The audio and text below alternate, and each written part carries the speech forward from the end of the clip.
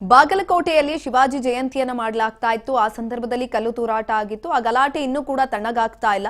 ಹಿಂದೂ ಮುಖಂಡರು ಈ ಕುರಿತಾಗಿ ಸಭೆಯನ್ನ ಕೂಡ ಮಾಡಿದ್ರು. ನಿನ್ನೆ ಸಭೆಯಲ್ಲಿ ಹಲವು ರೀತಿಯಾದಂತಹ ನಿರ್ಧಾರಗಳನ್ನು ಕೂಡ ತೆಗೆದುಕೊಂಡಿದ್ರು. ಹೋರಾಟಕ್ಕೆ ನಿರ್ಧಾರವನ್ನ ಮಾಡಿದಂಥದ್ದು. ಇಂದು ಹೋರಾಟವನ್ನ ಮಾಡ್ತಾ ಇದ್ದಾರೆ. ಈ ಒಂದು ಹೋರಾಟಕ್ಕೆ ಇಂದು ಶಾಸಕ ಬಸವನಗೌಡ ಪಾಟೀಲ್ ಯತ್ನಾಳ್ ಎಂಟ್ರಿಯನ್ನ ಕೂಡ ಕೊಡ್ತಿದ್ದಾರೆ. ಬಾಗಲಕೋಟೆಯಲ್ಲಿ ತಣ್ಣಗಾಗ್ತಿಲ್ಲ ಶಿವಾಜಿ ಗಲಾಟೆ. ಹಿಂದೂ ಮುಖಂಡರ ಸಭೆ ಹೋರಾಟಕ್ಕೆ ನಿರ್ಧಾರವನ್ನ ಮಾಡಲಾಗಿತ್ತು. ಇಂದು ಎಂಟ್ರಿ ಕೊಡ್ತಿದ್ದಾರೆ ಶಾಸಕ ಬಸವನಗೌಡ ಪಾಟೀಲ್ ಯತ್ನಾಳ್. ನಿನ್ನೆಯ ಸಭೆಯಲ್ಲಿ ಹಲವು ಪ್ರಮುಖ ನಿರ್ಧಾರಗಳನ್ನು ತೆಗೆದುಕೊಳ್ಳಲಾಗಿತ್ತು. ನಗರದಲ್ಲಿ ಮತ್ತೆ ಶಿವಾಜಿ ಜಯಂತಿ ಆಚರಣೆಯನ್ನ ಮಾಡಲಾಗುವ ಕುರಿತಾಗೂ ಕೂಡ ನಿರ್ಧಾರವನ್ನು ತೆಗೆದುಕೊಳ್ಳಲಾಗಿತ್ತು. ಫೆಬ್ರವರಿ 26ಕ್ಕೆ ಬಾಗಲಕೋಟೆ ಚಲೋಗೆ ತೀರ್ಮಾನವನ್ನು ಮಾಡಲಾಗಿತ್ತು. ಇನ್ನು ಪಂಕಾ ಮಸೀದಿ ಅಧ್ಯಕ್ಷ ಸದಸ್ಯರ ಬಂಧನಕ್ಕೆ ಈ ಒಂದು ಮೀಟಿಂಗ್ ಅಲ್ಲಿ ಆಗ್ರಹವನ್ನು ಕೂಡ ಮಾಡಲಾಗಿತ್ತು. ಒಟ್ಟಾರೆಯಾಗಿ ಜಿಲ್ಲೆಯಾದ್ಯಂತ ಹೋರಾಟಕ್ಕೆ ತೀರ್ಮಾನವನ್ನ ಮಾಡಲಾಗಿದೆ. ಈಗಾಗಲೇ ಪೊಲೀಸ್ ಇಲಾಖೆ ಕೂಡ ಸೂಕ್ತವಾದಂತಹ ಕ್ರಮಗಳನ್ನು ತೆಗೆದುಕೊಳ್ತಾ ಇದೆ. ಪೊಲೀಸ್ ನಿಯೋಜನೆಯನ್ನ ಮಾಡಿದೆ. ಯಾವೆಲ್ಲ ಪ್ರದೇಶಗಳಲ್ಲಿ ಸೂಕ್ಷ್ಮ ಪ್ರದೇಶಗಳು ಅಂತ ಇದೆ, ಆ ಸೂಕ್ಷ್ಮ ಪ್ರದೇಶಗಳಲ್ಲಿ ಹೈ ಅಲರ್ಟ್ ಅನ್ನು ಕೂಡ ಘೋಷಣೆ ಮಾಡಲಾಗಿದೆ. ಜಯಂತಿ ಉತ್ಸವದ ಅಂಗವಾಗಿ ಏನು ಕಲ್ಲು ತೂರಾಟ ಮತ್ತು ಏನು ಚಪ್ಪಲಿ ಎಸೆತ ಸಂಬಂಧಪಟ್ಟಂತೆ ಈಗಾಗಲೇ ಬಾಗಲಕೋಟೆಯಲ್ಲಿ ಒಂದು ಉದ್ವಿಗ್ನ ಪರಿಸ್ಥಿತಿ ನಿರ್ಮಾಣವಾಗಿತ್ತು. ಈ ಹಿನ್ನೆಲೆಯಲ್ಲಿ ಕೂಡ ಇವತ್ತು ಏನು ಹಿಂದೂ ಫೈರ್ ಬ್ರಾಂಡ್ ಅನ್ನತಕ್ಕಂಥ ಬಸವನಗೌಡ ಯತ್ನಾಳ್ ಅವರು ಆಗಮಿಸ್ತಾ ಹಿನ್ನೆಲೆಯಲ್ಲಿ ಇವತ್ತು ಬಾಗಲಕೋಟೆಯಲ್ಲಿ ಬಿಗಿ ಬಂದೋಬಸ್ತಿಯನ್ನು ಮಾಡಲಾಗಿದೆ ಅಂತ ಹೇಳ್ಬೋದು.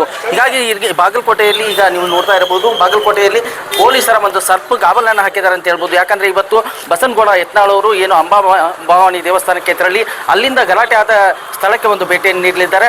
ತದನಂತರದಲ್ಲಿ ಕೂಡ ಏನು ಗಾಯಾಳವಾಗಿರ್ತಕ್ಕಂಥ ಅಶೋಕ್ ಬಾರ್ಕೇರ್ ಅವರ ಒಂದು ಅಲ್ಲಿ ಆರೋಗ್ಯ ವಿಚಾರಣೆ ಮಾಡಲಿದ್ದಾರೆ ಅಂತ ಹೇಳ್ಬೋದು. ಹೀಗಾಗಿ ಬಾಗಲಕೋಟೆ ಒಂದು ಪೊಲೀಸ್ ಸರ್ಪಗಾವಲಿಂದ ತುಂಬಿದೆ ಅಂತ ಹೇಳ್ಬೋದು. ಹೀಗಾಗಿ ಸಾಕಷ್ಟು ರೀತಿಯಾಗಿ ಪೊಲೀಸರು ಇಲ್ಲಿ ಬೇರೆ ಬೇರೆ ಜಿಲ್ಲೆಗಳಿಂದ ಇಲ್ಲಿ ಆಗಮಿಸಿ ಇವತ್ತು ಒಂದು ಬಂದೋಬಸ್ತಿಯಲ್ಲಿ ತೊಡಗಿದ್ದಾರೆ. ಹೀಗಾಗಿ ಏನು ಬಸವನಗೌಡ ಯತ್ನಾಳ್ ಅವರು ಆಗಮಿಸ್ತಾ ಇರುವ ಹಿನ್ನೆಲೆಯಲ್ಲಿ ಕೂಡ ಸಾಕಷ್ಟು ಸರ್ಪಗಾವಲ ಹಾಕಿ ಒಂದು ಬಾಗಲಕೋಟೆ ಬೂದಿ ಮೆಚ್ಚದ ಕೆಂಡದಂತಹ ಪರಿಸ್ಥಿತಿ ನಿರ್ಮಾಣ ಆಗಿದೆ ಅಂತ ಹೇಳ್ಬೋದು. ಹೀಗಾಗಿ ಈಗ ಒಂದು ಕೆಲವೇ ಕ್ಷಣಗಳಲ್ಲಿ ಬಸವನಗೌಡ ಯತ್ನಾಳ್ ಅವರು ಕೂಡ ಆಗಮಿಸ್ತಾರೆ. ಹೀಗಾಗಿ ಸಾಕಷ್ಟು ಇಲ್ಲಿ ತರಕಾರಿ ಮಾರುಕಟ್ಟೆಯಲ್ಲಿ ಕೂಡ ಸಾಕಷ್ಟು ಇರ್ತಕ್ಕಂಥ ವ್ಯಾಪಾರಸ್ಥರಿಗೆ ಕೂಡ ತೊಂದರೆ ಆಗುವಂಥ ಸಂದರ್ಭ ಸಾಕಷ್ಟು ಇದೆ ಅಂತ ಹೇಳ್ಬೋದು. ಹೀಗಾಗಿ ಬಾಗಲಕೋಟೆ ಒಂದು ಬೂದಿ ಮುಚ್ಚದ ಕೆಂಡದಂಥ ಪರಿಸ್ಥಿತಿ ಕೂಡ ನಿರ್ಮಾಣ ಆಗಿದೆ ಅಂತ ಹೇಳ್ಬೋದು. ಹೀಗಾಗಿ ಯತ್ನಾಳ್ ಅವರ ಇನ್ನು ಬಂದು ಭೇಟಿಯನ್ನು ನೀಡಿದಲ್ಲಿ ಯಾವ ರೀತಿಯಾಗಿ ಪ್ರಕರಣ ಮತ್ತೆ ಮುಂದುವರೆಯುತ್ತೆ, ಏನಾಗುತ್ತೆ ಅನ್ನೋದನ್ನ ಕಾದು ನೋಡಬೇಕಾಗಿದೆ ಅಂತ ಹೇಳ್ಬೋದು. ಕ್ಯಾಮ್ರಾಮನ್ ಸಚಿನ್ ಜೊತೆ ಮುರುಗೇಶ್ ಹಳ್ಳಿ, ರಾಜ್ ನ್ಯೂಸ್, ಬಾಗಲಕೋಟೆ. ಪೊಲೀಸ್ ಇಲಾಖೆಯಿಂದ ಈಗಾಗಲೇ ಹೈ ಅಲರ್ಟ್ ಅನ್ನು ಕೂಡ ಮಾಡಿರುವಂತದ್ದು. ಶಿವಾಜಿ ಜಯಂತಿಯನ್ನ ಮಾಡೋದಕ್ಕೆ ಮತ್ತೊಮ್ಮೆ ತೀರ್ಮಾನವನ್ನ ಕೂಡ ತೆಗೆದುಕೊಳ್ಳಲಾಗಿದೆ. ಈ ಸಂದರ್ಭದಲ್ಲಿ ಜೊತೆಯಲ್ಲಿ ಇಂದು ಬಸವನಗೌಡ ಪಾಟೀಲ್ ಯತ್ನಾಳ್ ಕೂಡ ಅಲ್ಲಿಗೆ ಬಾಗಲಕೋಟೆಗೆ ಆಗಮಿಸ್ತಾ ಇದ್ದಾರೆ. ಈ ಹಿನ್ನೆಲೆ ಹೈ ಅಲರ್ಟ್ ಅನ್ನ ಕೂಡ ಘೋಷಣೆ ಮಾಡಲಾಗಿದೆ. ಫೆಬ್ರವರಿ 26ಕ್ಕೆ ಬಾಗಲಕೋಟೆ ಚಲೋಗೆ ತೀರ್ಮಾನವನ್ನ ಮಾಡಿರುವಂತದ್ದು. ಪಂಕಾ ಮಸೀದಿ ಅಧ್ಯಕ್ಷ ಸದಸ್ಯರ ಬಂಧನಕ್ಕೆ ಆಗ್ರಹವನ್ನ ಕೂಡ ಮಾಡಲಾಗುತ್ತೆ.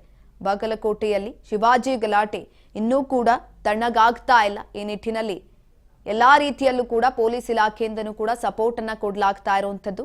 ಸೂಕ್ಷ್ಮ ಪ್ರದೇಶಗಳನ್ನ ಗುರುತು ಮಾಡಲಾಗಿದೆ. ಅಲ್ಲೆಲ್ಲ ಕೂಡ ಪೊಲೀಸ್ ನಿಯೋಜನೆಯನ್ನ ಮಾಡಲಾಗಿದೆ. ಪಂಕಾ ಮಸೀದಿ ಅಧ್ಯಕ್ಷ ಸದಸ್ಯರನ್ನ ಬಂಧಿಸಬೇಕು ಅಂತ ಈ ಒಂದು ಸಂದರ್ಭದಲ್ಲಿ ಆಗ್ರಹವನ್ನ ಕೂಡ ಮಾಡಲಾಗುತ್ತೆ. ಹಿಂದೂ ಮುಖಂಡರ ಸಭೆಯಲ್ಲಿ ಈ ಎಲ್ಲಾ ನಿರ್ಧಾರಗಳನ್ನ ತೆಗೆದುಕೊಂಡಿರುವಂತದ್ದು.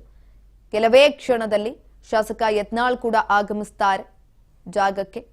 ಆ ಒಂದು ಸಂದರ್ಭದಲ್ಲಿ ಯಾವುದೇ ರೀತಿಯಾದಂತಹ ಅಹಿತಕರ ಘಟನೆಗಳು ನಡೀಬಾರದು ಅನ್ನುವ ನಿಟ್ಟಿನಲ್ಲಿ ಪೊಲೀಸ್ ಇಲಾಖೆಯಿಂದ ಈಗಾಗಲೇ ಅಲರ್ಟ್ ಅನ್ನು ಕೂಡ ಘೋಷಣೆ ಮಾಡಲಾಗಿದೆ. ನಿಯೋಜನೆಯನ್ನ ಮಾಡಲಾಗಿದೆ.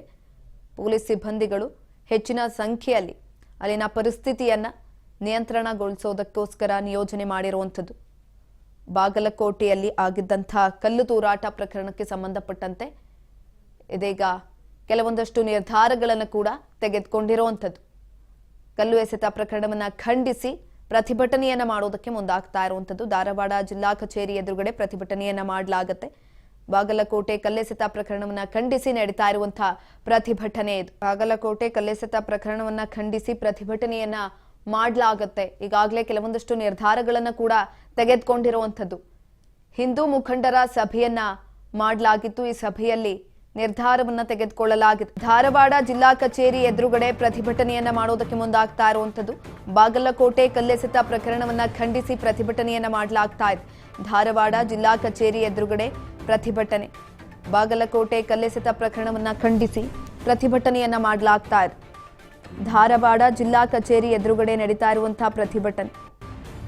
ಕಲ್ಲು ಎಸೆದವರ ವಿರುದ್ಧ ಕಠಿಣ ಕ್ರಮಕ್ಕೆ ಒತ್ತಾಯವನ್ನ ಕೂಡ ಮಾಡಲಾಗುತ್ತೆ. ಡಿಸಿ ಮೂಲಕ ಸಿಎಂ ಸಿದ್ದರಾಮಯ್ಯನವರಿಗೆ ಮನವಿಯನ್ನ ರವಾನೆ ಮಾಡುವಂಥದ್ದು. ಬಾಗಲಕೋಟೆ ಕಲ್ಲೆಸೆತ ಪ್ರಕರಣವನ್ನ ಖಂಡಿಸಿ ನಡೀತಾ ಇರುವಂತಹ ಪ್ರತಿಭಟನೆ ಇದು. ಯಾರು ಕಲ್ಲೆಸೆದಿದ್ದಾರೆ ಅವರ ವಿರುದ್ಧ ಸೂಕ್ತ ಕ್ರಮವನ್ನ ತೆಗೆದುಕೊಳ್ಬೇಕು ಅಂತ ಒತ್ತಾಯವನ್ನ ಕೂಡ ಮಾಡಲಾಗ್ತಾ ಇದೆ.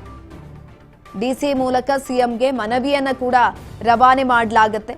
ಬಾಗಲಕೋಟೆ ಕಲ್ಲೆಸೆತ ಪ್ರಕರಣವನ್ನ ಖಂಡಿಸಿ ನಡೀತಾ ಇರುವಂತಹ ಪ್ರತಿಭಟನೆ ಇದು. ಇಂದು ಡಿಸಿ ಮೂಲಕ ಸಿಎಂ ಸಿದ್ದರಾಮಯ್ಯನವರಿಗೆ ಮನವಿಯನ್ನ ಕೂಡ ರವಾನೆ ಮಾಡಲಾಗುತ್ತೆ. ಯಾರು ಕಲ್ಲೆಸೆದ್ರು ಅವರ ವಿರುದ್ಧ ಕಠಿಣ ಕ್ರಮ ಆಗ್ಲೇಬೇಕು ಅಂತ ಒತ್ತಾಯವನ್ನ ಕೂಡ ಮಾಡ್ತಿದ್ದಾರೆ.